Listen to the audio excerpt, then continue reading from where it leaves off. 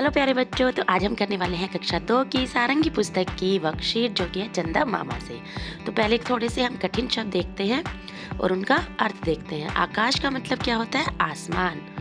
तरफ और प्रकाश, रोशनी, माफ, क्षमा या क्षमा मांगना भी कह सकते हैं, और चंदा चांद। अच्छा, अब प्रश्न देखिए, बच्चे चांद को मामा क्यों कहते हैं? तो चांद का चेहरा कैसा होता है? गोल और चमकीला होता है, बहुत सुंदर लगता है ना चांद आसमान में। और चांद की रोशनी से बच्चे को लगता है कि चांद उनका ध्यान रख रहा है और उन्हें सोने में मदद कर रहा है, इसीलिए बच्चे चांद को मामा कहकर बुलाते हैं। अगला प्रश्न देखिए, बादल चांद को कैसे ढक लेते हैं?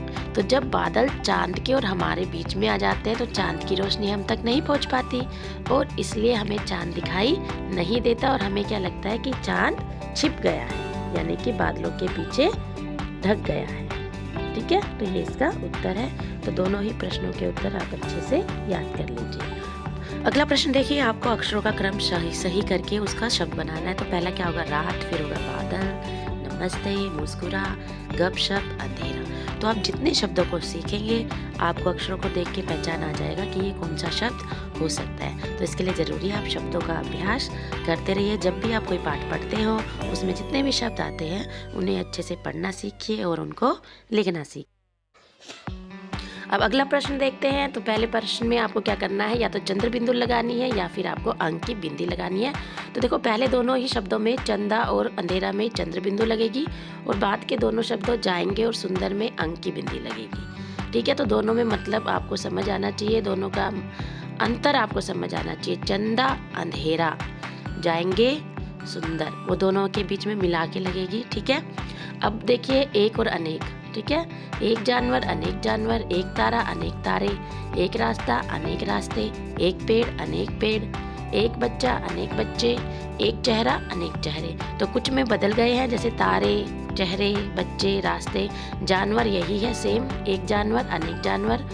ठीक है, इसी तरह से पेड़ भी, एक पेड़, अनेक पेड़, उसमें हमने कोई भी मात्रा अलग से नहीं लगाई है। अब इसमें आपको वो शब्द मिलाने हैं चांद से जो चांद से संबंधित है। ठीक है, जैसे रात, क्योंकि चांद रात पे निकलता है, छत पे से हमें चांद नजर आता है, चांद आकाश में होता है, चांद की चांदनी होती है और चांद के साथ बादल भी होते हैं। जबकि सूरज और चांद एक दूसरे से संबंधित नहीं है, क्योंकि सूरज दिन में निकलता है और चांद रात में। अब यहाँ पे देखो, आपको खालिस्तान भरने हैं। ये छत पर कैसा?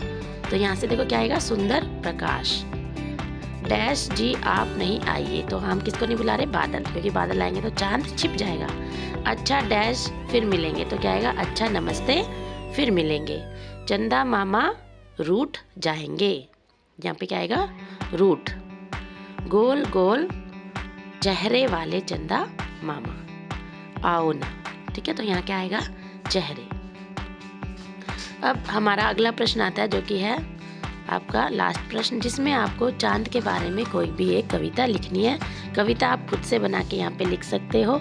ठीक है, तो कविता में आपको क्या ध्यान रखना है कि जो लास्ट के शब्द होते हैं वो मिलते जुलते होने चाहिए, तुकांत शब्द यानी राइमिंग वर्ड होने चाहिए। तो मैंने एक छोटी सी लिखी है, देखो आपको कैसी लगी। प्यारे प्यारे चंदा मामा आकाश में जब चमकते हो बहुत प्यारे लगते हो, रोज एक नया रूप बदलते हो, कैसे तुम ऐसा जादू कर लेते हो, मुझे भी ये जादू सिखाओ ना, कभी तो धरती पर भी आओ ना।